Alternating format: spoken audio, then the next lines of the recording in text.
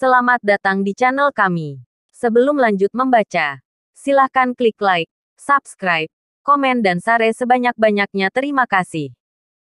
Bab 4. Hah, Adrian tertegun. Yang lain juga tertegun. Apa maksud perkataannya? Adrian mendernyitkan dahi. Maksudnya kamulah dewa perang Kunlun itu.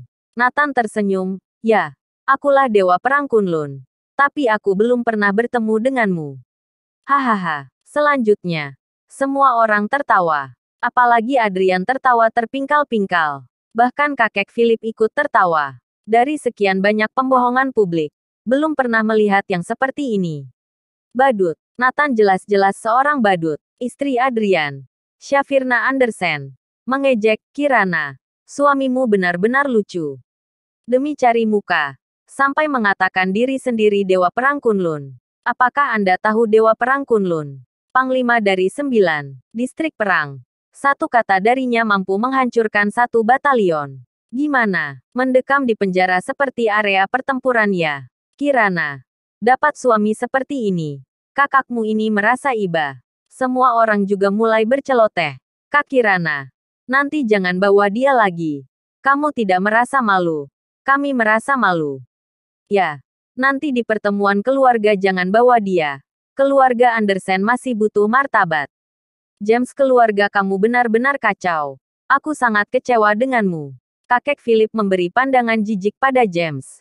Yah, karma apa yang kubuat ini ya Tuhan. Pasangan suami istri ini menundukkan kepalanya. Wajahnya pucat.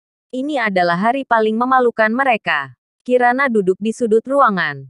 Menghadapi berbagai ejekan. Dia terdiam. Tetapi kedua matanya berlinang air mata. Ternyata ada momen yang lebih memalukan. Dia menatap Nathan. Bahkan merasa muak. Dia tidak peduli Nathan masuk penjara. Tidak peduli Nathan dimaki semua orang. Yang dia pedulikan adalah sikap Nathan. Dia sangka Nathan setelah keluar penjara akan hidup normal kembali. Tetapi sekarang melihat Nathan membuatnya kecewa.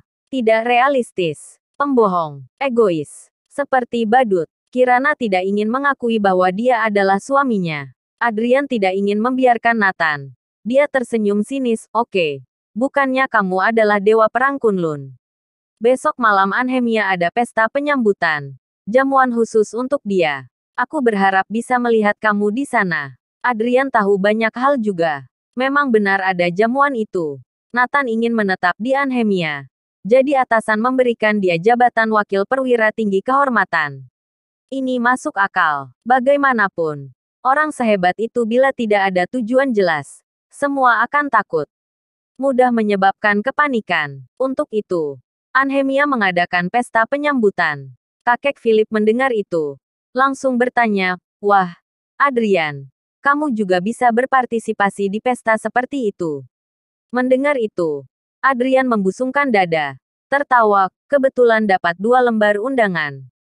Sebenarnya demi memamerkan dirinya di pertemuan keluarga ini, dia menghabiskan 2 miliar untuk mendapatkan 2 undangan. Semua orang berdecak kagum melihat Adrian. 2 miliar setimpal lah. Kakek Philip bertanya dengan hati-hati. Adrian, bisakah kamu dapatkan undangan ini lagi? Jika ada, aku ingin pergi bersama ayahmu untuk melihat-lihat. Joseph juga berharap sambil menatap Adrian. Harus bisa. Adrian mengiyakan. Tapi sedikit mengoyak hati. 2 miliar lagi. Hanya butuh sekali telepon. Adrian mulai menelepon. Dan membeli 2 lembar undangan lagi. Syaphirna mendekati Kirana. Kirana, menurut kamu besok malam aku bisa lihat kamu tidak? Hahaha. Kirana muka memerah. Syaphirna sengaja mengejeknya. Selang waktu tidak lama, sebuah sedan hitam berhenti di depan restoran Golden Bell. Kemudian, seorang pria mengenakan jas memasuki restoran. Ini bukan nyamar. Anton. Melihat pria itu, kakek Philip segera menyambutnya. Anton adalah sekretaris negara di Anhemia. Setiap hari kontak dengan para petinggi di Anhemia. Siapapun yang bertemu dengannya pasti menghormatinya. Tuan Andersen. Tujuan aku datang sangat sederhana. Mengirimkan 10 lembar undangan untuk keluarga Andersen. Anton meninggalkan 10 lembar undangan. Kemudian segera pergi. Ini adalah tugas pertama yang diberikan untuknya. Saat sekretaris negara sampai di depan pintu mobil, Dia takut bertemu dengan Dewa Perang Kunlun yang legendaris. Dia mengingat dengan jelas pesan dari bos besar berkata, pesta penyambutan besok malam. Mertua dan keluarga Kunlun harus hadir. Undangan harus diberikan. Tetapi jangan terlalu mencolok. Jangan menyebutkan identitas siapa yang memberikan. Jadi mengutus Anton untuk mengantarkan undangan. Nathan tetap tidak bersuara saat kejadian itu. Namun, Adrian tertegun. Apa yang terjadi? Bukankah tadi hanya membeli 2 lembar undangan? Kenapa tiba-tiba datang 10 lembar? Diantar langsung oleh sekretaris umum. Berikutnya, kakek Philip tertawa kencang. Ini cucu menantuku. Satu kata saja. Bisa membuat sekretaris negara mengantarkan 10 lembar. Adrian, aku bangga padamu. Menaikkan martabat kami. Joseph tertawa bahagia. Wow, kakak ipar hebat banget.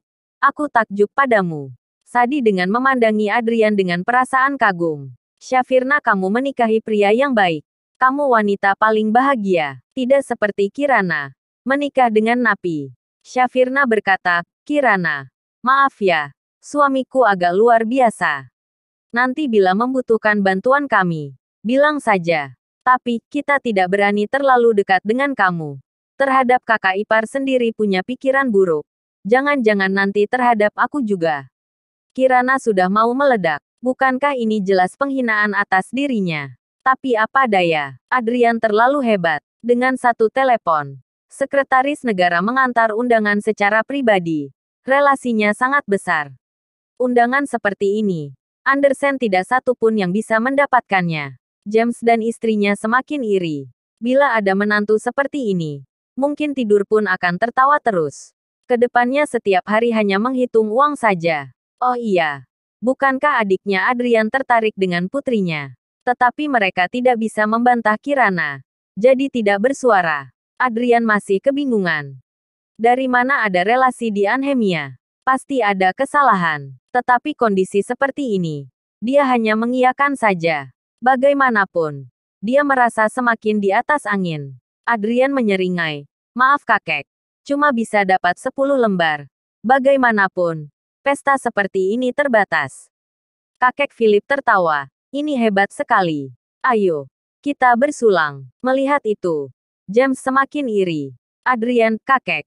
10 undangan ini kakek saja yang membagikan. Baik, kakek Philip memiliki 4 anak. Kecuali keluarga James. Semua mendapatkan bagian. Beberapa lembar terakhir diberikan ke Sadi dan beberapa cucu kompetennya. Terima kasih kakek. Sadi mengambil undangan dan memamerkan di depan James. James menundukkan kepala dan terdiam. Di mata ayahnya, mereka bahkan tidak lebih pantas dari generasi di bawahnya. Tetapi mereka menerima saja. Siapa suruh mereka tidak berguna? Nathan tiba-tiba bertanya, mengapa keluarga kita tidak kebagian undangan? Bersambung.